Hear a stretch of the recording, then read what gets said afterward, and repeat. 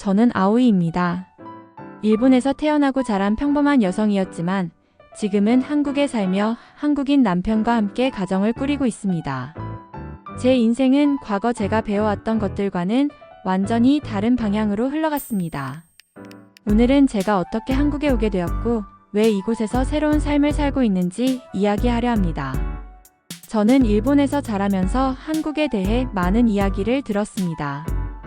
그러나 그 이야기들은 왜곡된 사실들이 많았습니다. 학교에서는 한국이 일본의 문물을 훔쳐갔다거나 일본의 도움으로 근대화가 이루어졌다는 식으로 배웠습니다.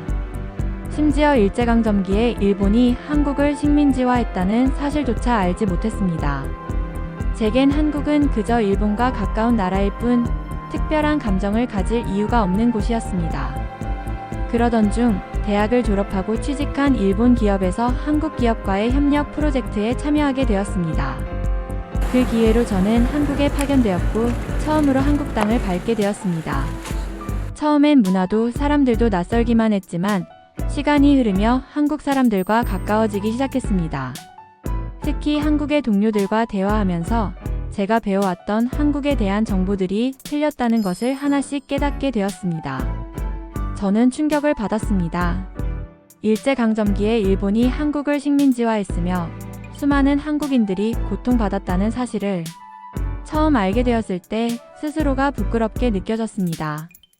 그동안 제가 알고 있던 역사가 잘못되었다는 걸 깨닫고 난 후 저는 한국 역사에 대해 더 깊이 공부하고 싶어졌습니다.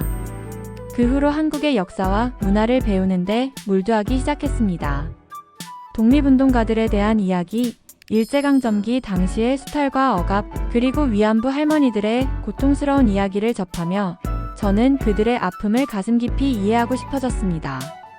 저는 시간이 날 때마다 위안부 피해자들을 추모하는 행사에 참석했고 한국 역사에 대한 책을 읽으며 더 많은 것을 배워갔습니다. 그러나 이러한 제 행동은 일본에 있는 지인들과 가족들에게 큰 비난을 받았습니다. 왜 남의 나라를 위해 그렇게 열심히 하느냐, 조국을 배신하고 일본을 욕되게 하는 행동을 멈춰라는 말을 들었을 때 솔직히 마음이 아프고 힘들었습니다. 하지만 저는 알고 있었습니다. 역사를 바로잡는 일이야말로 진정으로 일본과 한국 모두를 위한 일이라는 것을요.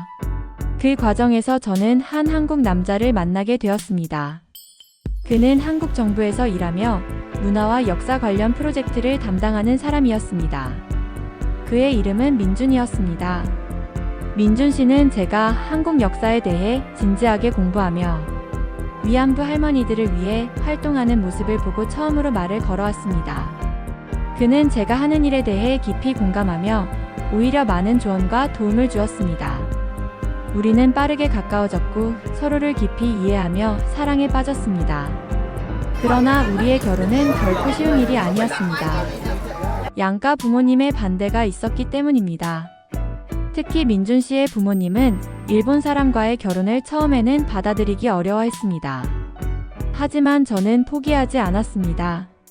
제가 한국의 역사를 바로잡기 위해 얼마나 노력하고 있는지, 그 과정에서 얼마나 깊이 반성하고 배우고 있는지를 진심으로 보여드리고 싶었습니다.